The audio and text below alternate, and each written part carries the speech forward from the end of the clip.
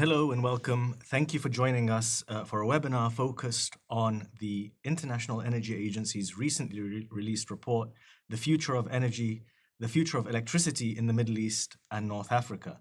I'm Ali Al-Safar. I'm the head of the Europe, Middle East, Africa and Latin America division here at the International Energy Agency and one of the lead authors of this report.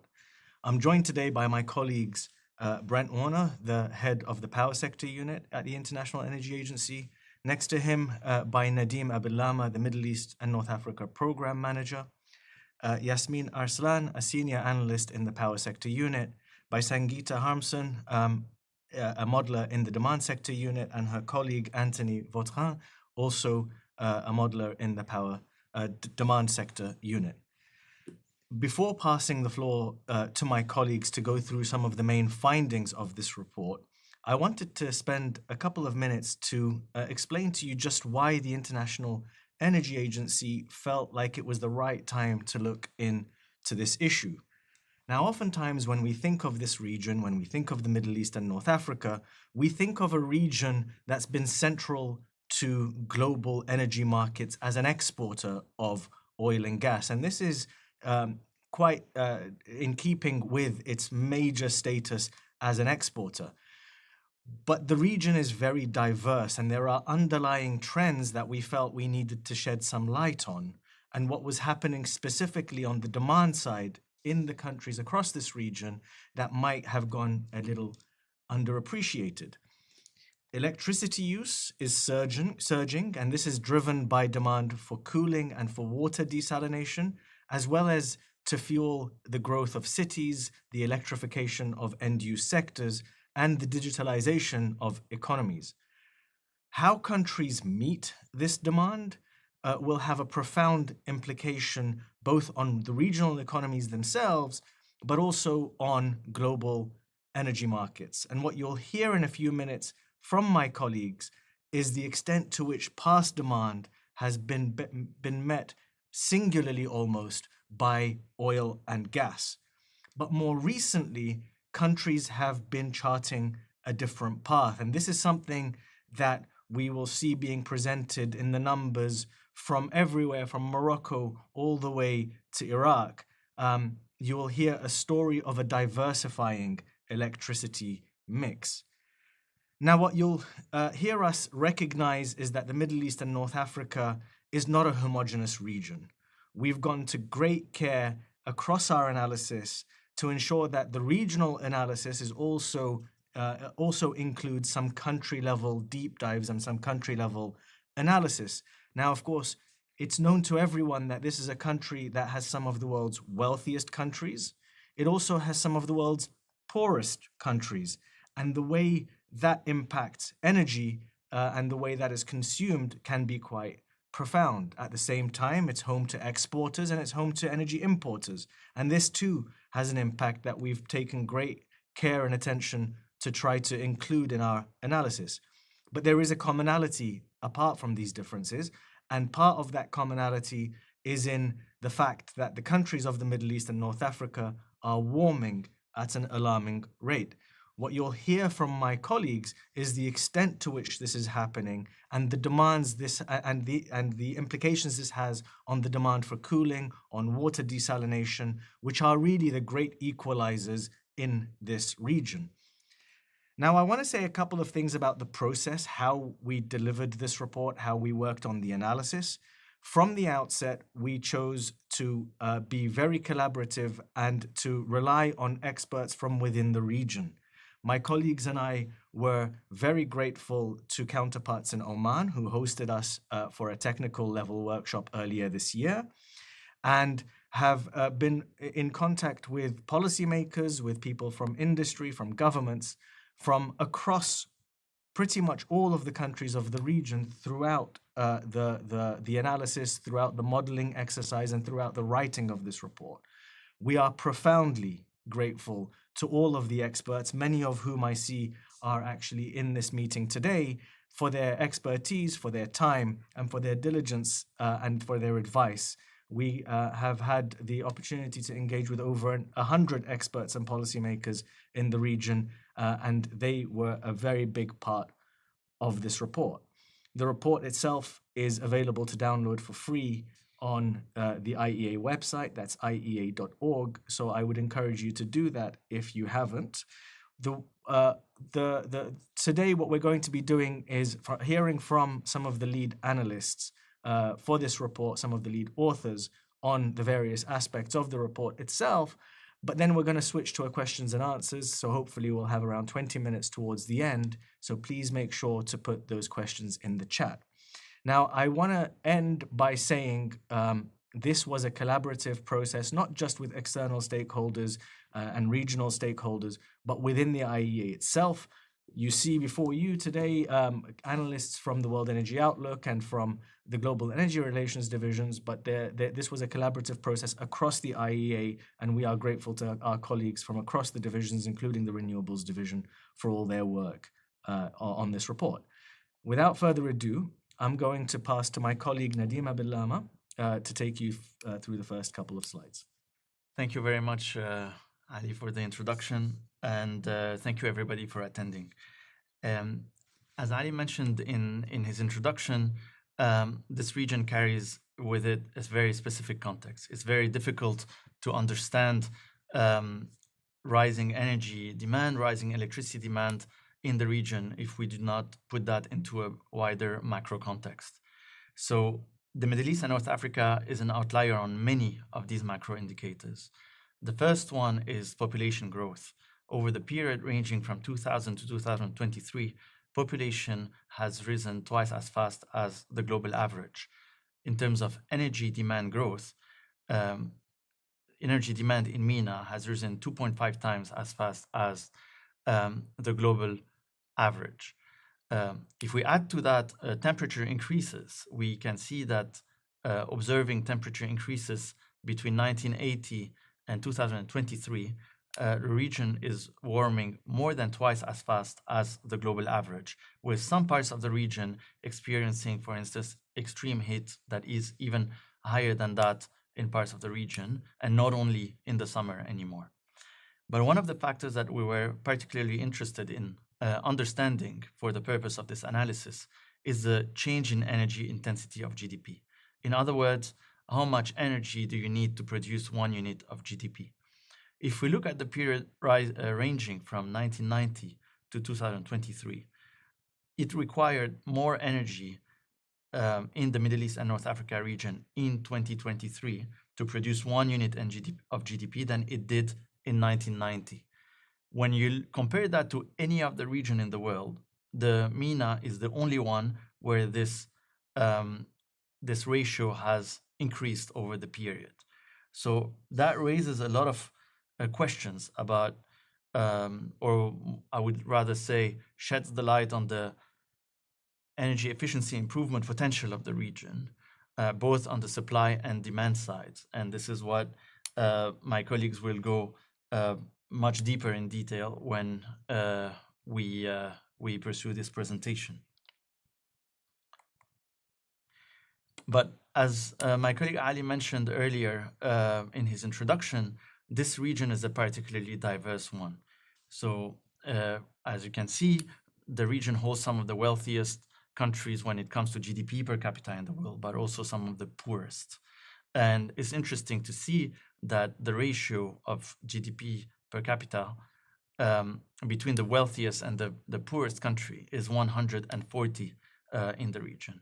And if we put that, to illustrate that differently, almost 90% of the MENA's population lives in countries that are middle or low income. And another factor that is important to take into account, well, this is from the GDP lens, you can see also that from a climate perspective, the region is also affected differently in different parts of it. The Mediterranean has its own climate constraints that are quite different from the ones from the Arabian Peninsula or from regions that are closer to the Sahel region. And lastly, the dimension of conflict is a very important one. Several of these countries have been affected by armed conflict in the past 20 years, with significant damage brought to energy systems, including infrastructure and others. And this is something that we took great care of when we handle this analysis, because this is what is a very strong particularity of this region relative to others. Before we go to the demand side, I will pass on to my colleague Anthony. Thanks very much, Nadim. So within the report, we started to look at electricity demand, and more importantly, with electricity demand in the past. And one first key finding of the report is that electricity demand tripled actually since 2000.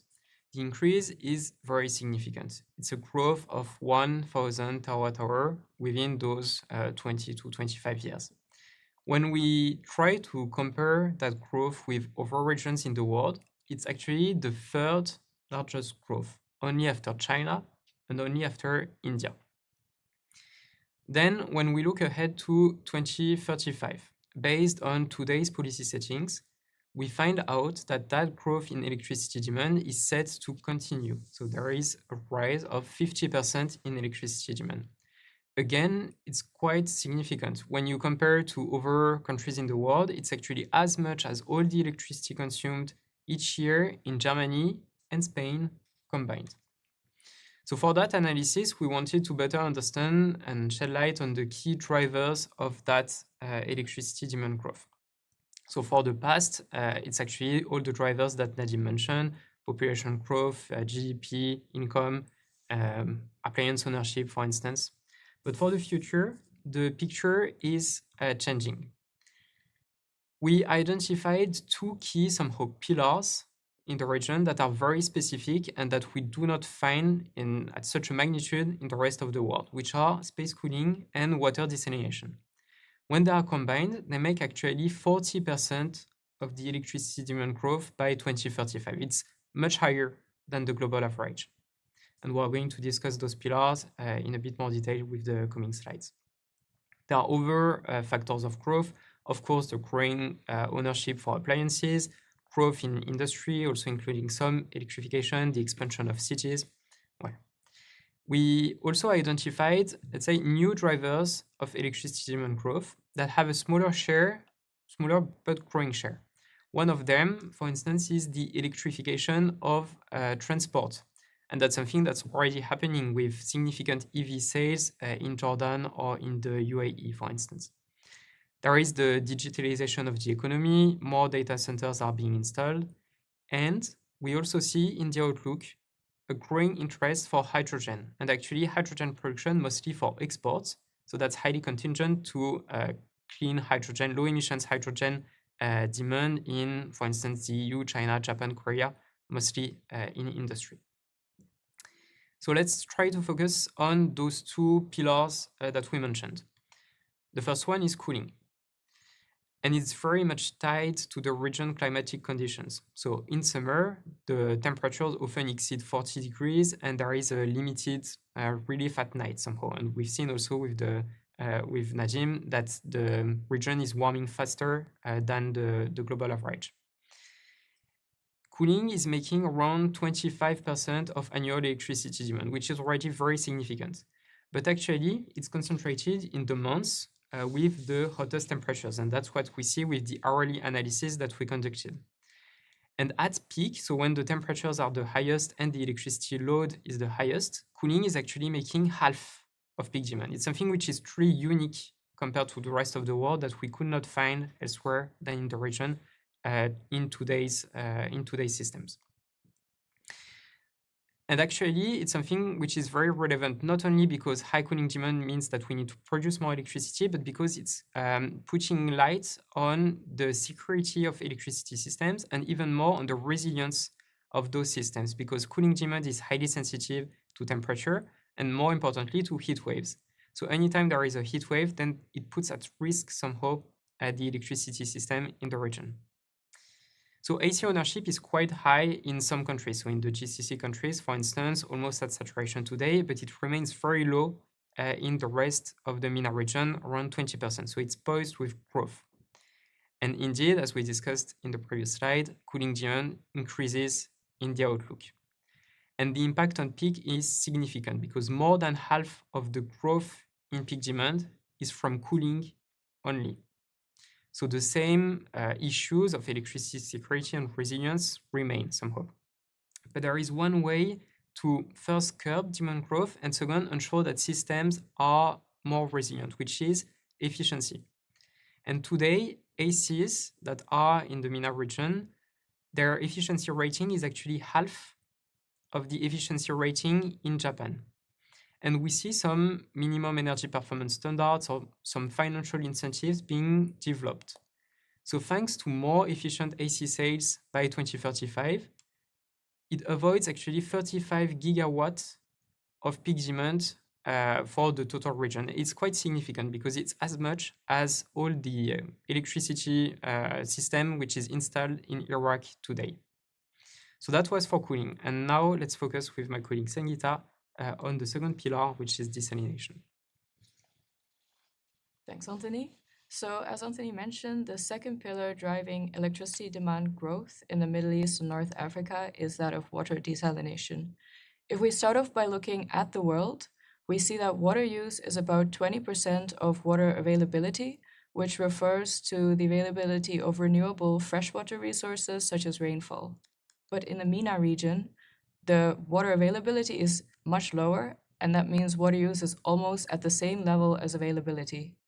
This means that water stress is 4 times as high in the MENA region as the global average.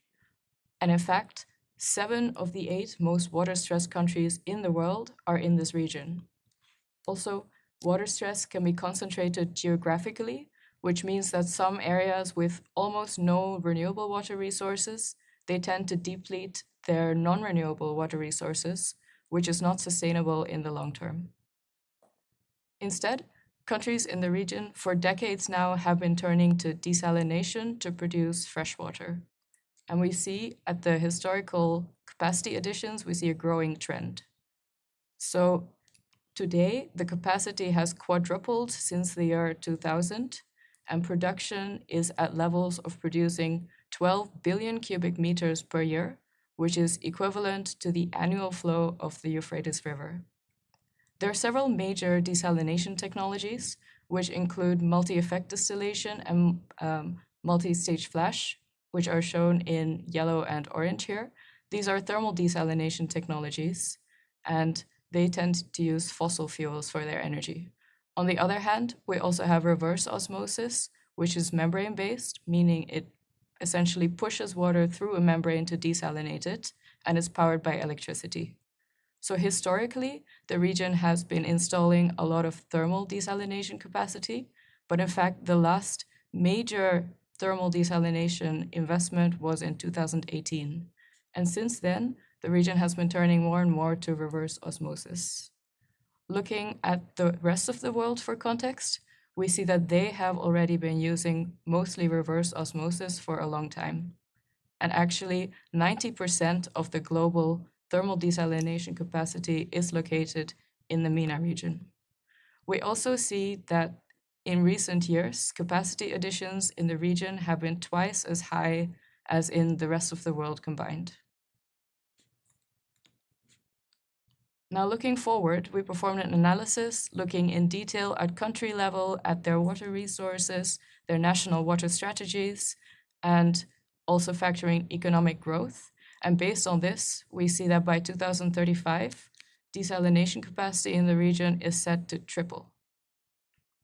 And continuing the historical trend, practically all of this growth is met by the highly efficient reverse osmosis. At the moment, most of the energy demand for desalination in the region comes from natural gas and some from oil, which correspond to the thermal technologies. However, reverse osmosis can be 10 times as efficient as the thermal technologies, which means that although it grows to almost 90% of the capacity in 2035, it uses only 1/3 of the energy. And by 2035, nevertheless, it's still a substantial electricity consumption of 160 terawatt hours. On to Yasmin. Thank you, Sangeeta. And thank you all for these insights on the demand side. Now I'd like to focus a bit more on the supply side of things. And here you'll see as well that we see some major changes. I'll start with today. So you see on the screen that about 90% of electricity supply today is met by fossil fuels. And if we look at the past few years, one trend that has been quite striking is how fast natural gas has been growing. It was basically meeting all the demand growth that we've seen over the past few years. And looking forward, this trend is going to continue. Natural gas continue to increase quite fast and remain by far the largest source of electricity supply in the region. But we see as well some new sources that are coming, and they are coming quite fast. On the screen, you have here solar PV. The output from solar PV is multiplied by 10 over the period to 2035, which is quite a tremendous outcome. This is also complemented by other renewables such as wind, geothermal, bioenergy, also nuclear. And when we put together all these renewable sources, the nuclear, these new sources would meet about half of the new demand growth. So over the past few years, natural gas was the main source meeting demand growth. Looking forward, half of these will be met by renewables and nuclear. This is quite a big change compared to the past. And combined, this means that this is enough to push oil into decline. Another way to look at this picture is their contribution to the mix. So if we look at today context, then we have about 6% of electricity supply that is met by renewables and nuclear. This will increase to 25% by 2035 under current policy settings. So this is actually representing the diversification plans that governments across the regions have put on the table. Of course, as you can see on the screen, each of them would have different pathway, different priority, different resource, different goals, but all of them are pushing for diversification. Some are focusing on shifting away from oil. The big example here is Saudi Arabia, but also Iraq. Some others have already been doing great progress towards diversification already today. This is the case for Egypt, for Morocco, or also the United Arab Emirates. And these efforts are pushed further to 2035. And we see also nuclear gaining traction in a few of these countries. This is the case in Egypt. This is the case in the United Arab Emirates. This is the case in Saudi Arabia and Iran.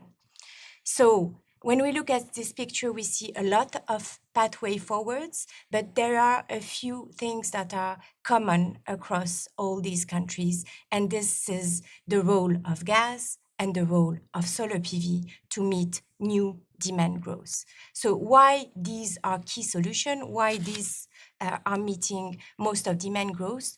The first reason is the cost. Already, gas-fired plants are more competitive than oil simply because they are very, very efficient. And solar is also becoming more and more attractive. The region enjoys some of the best resource in the world. We've seen solar PV costs declining by 90% since 2010. So clearly, cost competitiveness is key in making solar an attractive option. By 2035, solar PV could be cost competitive with natural gas, even with natural gas price as low as $1 per million British thermal unit. So economics are clearly in favor of natural gas and solar PV, but this is not the only reason. This is also about the value that this technology can bring to system. And natural gas, which is quite flexible, brings a lot of value to system, especially considering a rising share of variable renewables. Looking at solar PV, one advantage is that it fits very well with the cooling demand pattern, both of them peak at the same time around midday. So this really gives an opportunity to integrate more solar PV in the system, especially if we unlock flexibility patterns in cooling demand by shifting loads across time. So a clear advantage for solar PV and natural gas, a changing power system. And now I'll give the floor to Brent for more insight on implications. Thank you, Yasmin. So to pick up on this theme of diversification within the MENA region, we also in the report took on additional analysis to show some of these alternative pathways. So if one question we asked ourselves, looking at the baseline scenario that we've described, the amount of oil use would decline significantly, cut by more than half over the next decade, whereas natural gas would continue to grow, though the rate of growth there would be more modest. But this is with these diversification plans being delivered. What would be the case, or what would happen if the share of fossil fuels in the electricity sector remained as they are today, where again, gas is by far the largest source and oil is the second largest source? We would see a very different picture with significant implications for both producer economies and importing economies. On the left-hand side, you have here what would happen, the impact on oil use. So you see a very different picture compared to this baseline scenario. Rather than a significant reduction in the oil consumption in the power sector, you would actually see a significant increase. And we separated here by what factors, what elements of that diversification actually lead to those changes.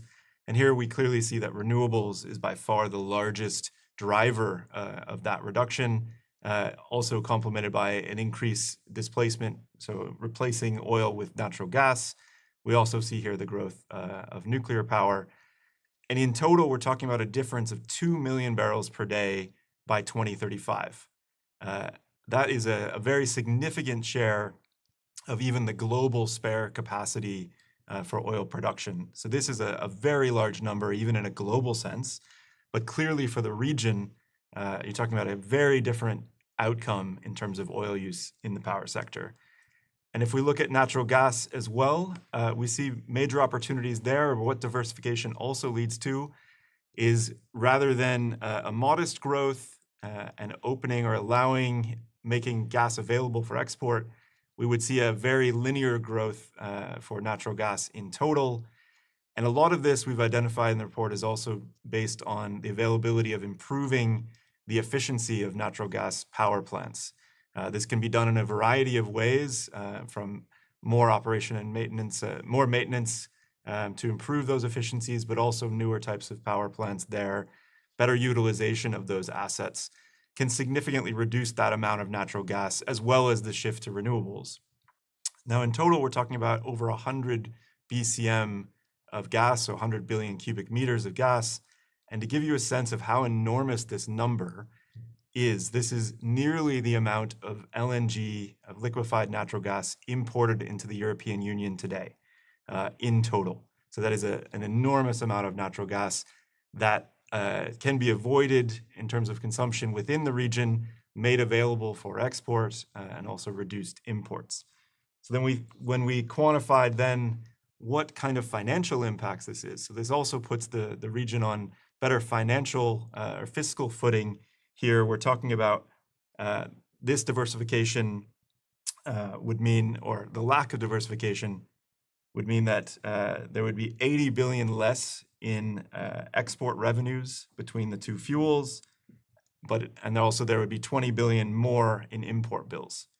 So you can think of that the other way around. This is saving combined more than 100 billion for the region, 100 billion US dollars for the region between those two elements. So here we see this diversification is about this movement to a broader set of technologies, but also there are serious fiscal implications, not just for the region, but then also implications for the world. Now, we also explored another pathway where diversification moves faster. We should, recognizing in the region, there's actually been quite a bit of leadership and momentum growing momentum around energy transitions, stepping up, particularly very notable leadership from the United Arab Emirates at COP28 and beyond. And we've now seen that there are 8 countries in the regions with long-term net zero targets. There are also 14 countries that have signed up to the Global Methane Pledge and counting, and that aims to reduce methane emissions by 30% by 2030. And so if we think of the impacts here, fulfilling those pledges on time and in full would require a bit of an acceleration from the baseline pathway, which would reshape the electricity systems. So we would see faster electrification, so faster electricity demand growth, there faster growth for renewables and nuclear power in order to meet that new demand growth, which would then have an impact where we would see slower growth for natural gas within the power sector. And overall, this would mean you have a cleaner electricity mix. So we already see this trend in the baseline scenario where that emissions intensity of electricity is declining significantly, but this would accelerate that even further. And overall, to make this happen, these faster, more diversification would mean require further investment in the power sector. So we'd need to see a tripling of investment in the power sector by 2035, compared with a more modest increase in the baseline scenario. This would be largely going, again, to renewables, to nuclear power, also to the electricity grids, which would be essential to make sure the systems are robust, improving also regional cooperation, which is also a feature of the report. So then in closing, we've given you here the highlights of the report, but of course there's much more that we couldn't cover in this webinar. And of course, we'll be happy to answer some questions here live as well. But we wanted to conclude to give you a sense of sort of some key takeaways. So first, of course, the region, the Middle East and North Africa region, the energy story there is evolving. It is not fixed. We've explored multiple pathways here, but overall, we also see this continuity that the region is shifting from a global supplier of oil and gas to also a very dynamic center of energy demand. Given the unique circumstances of the region, we also see that it's one of the fastest areas of growth for electricity demand in the world, especially as highlighted by my colleagues on cooling and water desalination. We've seen the important role that natural gas plays today and over the next decade in providing reliable and affordable electricity, but also this diversification will mean a move towards stronger use of and stronger development of efficiency, deployment of renewables and nuclear power, and we need to ensuring that robust grids are there to support these transitions. Overall, the success in delivering on these pathways, whether the baseline pathway or the announced pledges scenario, depends on bold policy action by policymakers in the region, and we hope this report serves also as a useful guide and some information to inform those decisions for those policymakers and also the energy industry in the region, and ensuring really that electricity becomes a driver of prosperity and resilience in the region. And finally, those decisions that are made over the next decade have very large implications for the pathway for the Middle East and North Africa itself, but also the global energy system. And here at the International Energy Agency, this is part of our role also to highlight those implications of a region which deserves more analysis and attention in the years ahead. So with that, thank you very much, and I would hand back to Ali. Thank you to the team for the presentation. You heard a range of the findings from the report itself, but the report is extremely rich, and I would encourage everybody to go and pay attention to it because it goes through some of these deepest challenges in the region in quite some detail. We've already started getting some questions, but we're going to break for a couple of minutes to allow others to put their questions in the questions and answer function in the Zoom call. And after that, we'll come back and we'll have about 20 minutes to be able to go into some of these issues a little bit more deeply. Thank you very much.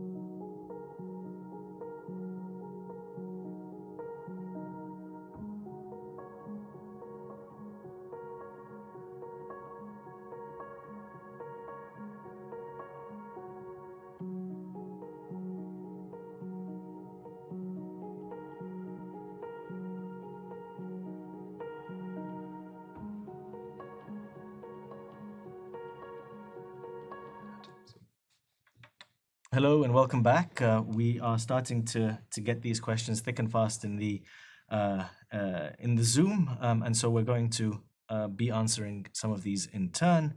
I'm going to start off from a question from a student just down the road at Sciences Po and Columbia University, who is suggesting that the MENA region faces some similar energy-related challenges, but they're starting from a very different position. We absolutely recognize this. We have done a lot to try to internalize some of these differences in the report, and we'll talk through some of that in our questions and answers as well, because another of our questions was with regards to kind of post-conflict situations and the role of technology and technology choice in post-conflict situations in the region. And I'm going to turn to Nadim to answer that one, if you don't mind. Yes, thank you. So, yeah, as mentioned earlier in the presentation, we have seen that at least 6 of the countries that were part of the total number of countries we've analyzed for the purpose of this report have experienced armed conflict in the past 20 years. And in practically all of these countries, the electricity infrastructure has been affected and damaged. Now, responses have been quite different, and we have tried to shed the light on these nuances.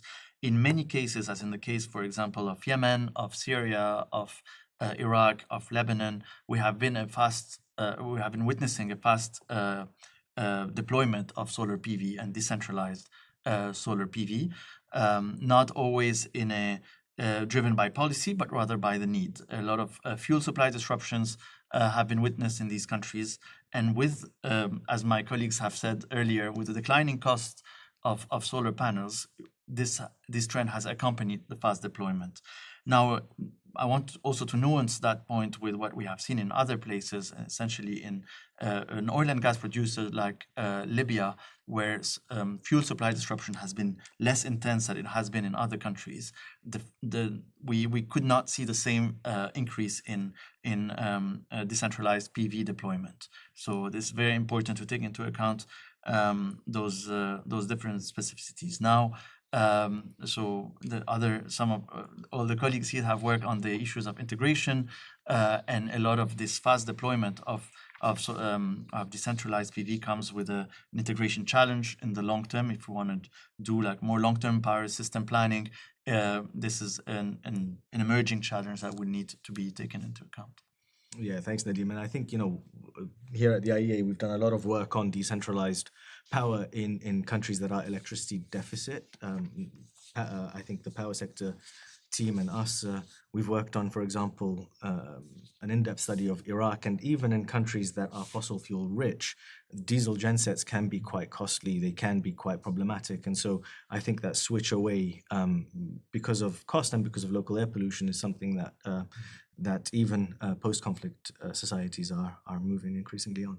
I have a question here with regards to technology choice. It says, how is the adoption of renewable energy technologies like CSP suitable in high temperatures across the MENA region? I think this can be probably broadened to say what is the role of heat in technology and efficiency? I'll pass over to you, Brett. Yeah, I think this is a very good question and very relevant when we do these kind of regional studies, and I mean to take the local context and conditions very much into account. So I think the question of focusing on concentrating solar power, this is one where, for example, you need very high solar irradiation, you need very good solar resources, right, to have this as an available technology. And this has been actually, the region has been one of the leaders in this technology. Unfortunately, the technology has not moved as fast as was hoped many years ago. In fact, a decade ago, there was a conversation about whether solar PV or CSP would actually win out. We've seen the market for solar PV explode globally, where CSP has remained more limited from the technology side. So some of this is the innovation challenge of technology specifically on CSP, but the region has more of an opportunity here than most because of the very high quality solar resources. It also then it opens potentials, I would say. The heat also and the high temperatures also brings challenges. So Solar PV cells themselves operate best at sort of moderate temperatures. And so there is an efficiency loss at higher temperatures, which can be a challenge. This, of course, is then a push and pull. You have very good solar resources, but high temperatures. So those outputs are not as high as they would be if you had colder temperatures. But it also affects the gas infrastructure. So we highlighted that the efficiency of gas-fired power plants is one area for improvement, but even still, it wouldn't be expected to reach some of the highest levels of efficiency because of those high ambient temperatures. It will keep the operating efficiency of a gas-fired power plant lower. Due to that, you have design choices. You have to even add cooling itself to the power plant. So these are taken into account, but we still see opportunity for gains there compared to where the system is today. So I think in general, this is both the resources. Every region has its own opportunities and challenges, and heat and the very good solar resources are part of that picture here. Mm-hmm. And on sticking to the challenges, and one of the questions we have over here is the report paints a picture of quite a high penetration of solar. I think, Yasmin, you already kind of articulated just the level of growth that we're anticipating. Isn't that going to be a challenge? And how are we accounting for the difficulties of ensuring that higher rate of variability results in a reliable electricity supply as that variable renewable ramps up? Yeah, sure, I can start, and maybe Brent, if you want to complement. So indeed, when I show the growth in renewables, and in particular growth in solar multiplied by 10, we're basically saying that we're starting from a system that is less than 5% variable renewables to about 20%. So that's, and this is in 10 years. So this is combined with the variability coming from demand that was mentioned by my colleagues. So we have variability coming from both supply and demand, and it's coming quite fast. The thing is that 20% is something that we already see in some regions, but still this flexibility would need to be managed. The good news for the region is that the gas is already there and is very suitable to balance the system at all times. So while we see flexibility needs increasing, so we've assessed that short term, meaning the hourly ramps, would be multiplied by 2 in the North Africa region, by 3 in the MENA regions. We have the solution. We have the natural gas that would meet about 60% of those needs. But then other new sources would need to come up quite quickly. We have some battery.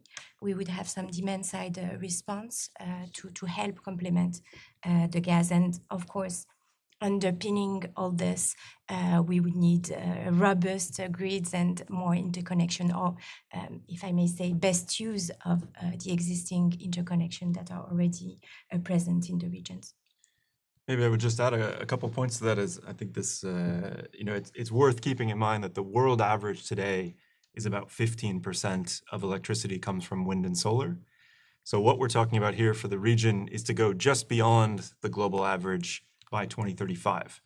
We should keep in mind also that the kind of frontier of experience, there are several large countries who are operating with close to 40% of electricity coming from wind and solar, and proving out that this level can be reliable, can be affordable, and proving out the technical side of that, of how these systems actually operate. So I think that frontier continues to move forward, and also then provides a very high level of confidence for reaching a 20% share.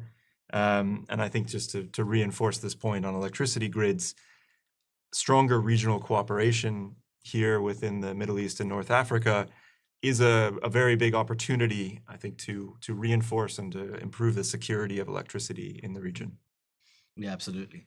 I'm going to switch to a question on the demand side. We've been talking about how to meet this additional demand, but there's a question here that says, I'm afraid that most of the rising trends shown, in particular to cooling and desalination needs, are more related to the Middle Eastern countries than the North African countries. Can you shed some light on that regional distinction? Is that what you're seeing, or are you anticipating that there is actually quite a commonality there? Yeah, I can pick this up. So there is a lot of variability within the region. For example, there are mountainous areas that have heating needs rather than cooling needs. But overall, we do see throughout the region that there are water shortages and that temperatures are high, so there are high cooling needs. Within the region, what stands apart is actually the GCC countries, the Gulf Cooperation Council, which have higher incomes per capita. So they tend to already have high desalination capacities, high cooling ownership, whereas in the rest of the region, we see more potential for growth. So as well in North Africa as the non-GCC Middle East countries, we see an uptake in cooling ownership and in desalination. For example, Egypt and Jordan, they mention desalination expansion plans in their national water strategies. So we do see it in the region as a whole. Thank you, Sangeeta. And just coming back to something that Yasmin and Brent had mentioned, and this is to you, Anthony. We understood from our colleagues on the power sector unit just what the challenges are to integration and how the Middle East and North Africa can go about integrating renewables at the technical level. Is there something in the demand side that is relevant here? Because you showed that mix between kind of this peak supply during the day and the cooling demand. How does that impact the integration of renewables? Does it make it easier? Does it make it cheaper? What should we know about this? So it's something which is very interesting and that we analyzed also like globally in the World Energy Outlook this year, which is that we often see like growth on the demand side, cooling, all the different end uses. And on the other side, we say we have solar PV and we need somehow to meet one with the other. But actually what we see in the system, and that's what Yasmin mentioned, is that there is sometimes a good synergy between the two. So first, both of them are growing or have good potential somehow in the same region. So that's very true in the MENA case. It's also true in other parts of the world. We could think of India here. And when you look deeper, so like at the hourly resolution, you find out that, so depending on the countries, that's something which is very specific to the local context, but indeed the temperatures would peak in the day and cooling demand in some countries would peak in the day, so good matching as Yasmin mentioned. Sometimes it's not the case. We also said that the nighttime temperatures are very high, so there is limited relief, and when people, go to bed, they need to have cooler temperatures. So those who are equipped with ACs in those cases somehow lead to an increase in electricity demand in those hours. So what we see in the region is that if we better insulate the buildings, and they have some policies for it, if they sell somehow smart ACs, then they can shift part of that cooling demand to midday and better match the solar PV pattern. So there would be a good synergy in terms of potential, but also in terms of how one meets the other. And Anthony, how do you do that? What are the policy tools available to countries to be able to do that? So there are quite a few, and they are being developed in some other countries in the world. That's something we very much detail in our outputs. Of course, you need some signals to be sent to the consumer. So one of them would be through variable tariffs, just to incentivize consumption rather in the day. You could have also, so that would be somehow implicit flexibility through tariffs. You could have explicit ones, so some actors directly that not necessarily operate the AC, but incentivize or shift part of the consumption so that it doesn't bother the person who needs that cooling demand, but still shifts and delivers some flexibility to the electricity system. Thank you very much. I have to take this question. I have to ask the question, then it becomes your problem. But because it's about a region that's not the Middle East and North Africa, and I thought it's sufficiently interesting, but we should probably end at this question. Based on the IEA's MENA electricity report, what lessons can early-stage sub-Saharan transitioning economies like Botswana draw for energy security and decarbonization? In other words, are there lessons from the region that can be used elsewhere? Don't all race in. Yeah, that's Ali. Maybe I'll start, but happy for others to jump in. But I would underscore this point of diversification. So I think the reliable electricity is such a central part of modern economies. So as economies develop, I think having a secure electricity system is at the heart of that development. And when doing that, a secure system means it's affordable, it's reliable, and it's sustainable based on resources that are also available in the region. So I think looking at those resources that are available, it's very critical also to have a diverse set of technologies and sources, which we are seeing very much the Middle East and North Africa region as a whole and individual countries look to diversify their own mixes. And this is something we see not just from the MENA region, but around the world. So diversification is really this first word that comes to mind, but secure electricity is very much central. And that means all of the pieces of the puzzle from electricity grids to the sources themselves. And so it's about building, it's a stepwise process, right? This doesn't happen overnight. And we also highlighted the amount of investment that's needed. So I think it's also having a clear, continuous plan to develop that electricity system, I think is a lesson we can draw from this report, but from many other experiences. Thank you very much. And that sounds like a fitting way to end this webinar. We are very pleased to have been able to work across the last year on this with so many of you that are logged onto this call. We are, again, profoundly grateful for your time and for your expertise and for your generosity when dealing with us. And all that's left to be said is thank you so much to all of the lead authors, all of the authors of this report, and everybody who worked on it. We remain at your disposal. Feel free to get in touch after reading the report if you have any more questions with us. And thank you very much. Until next time.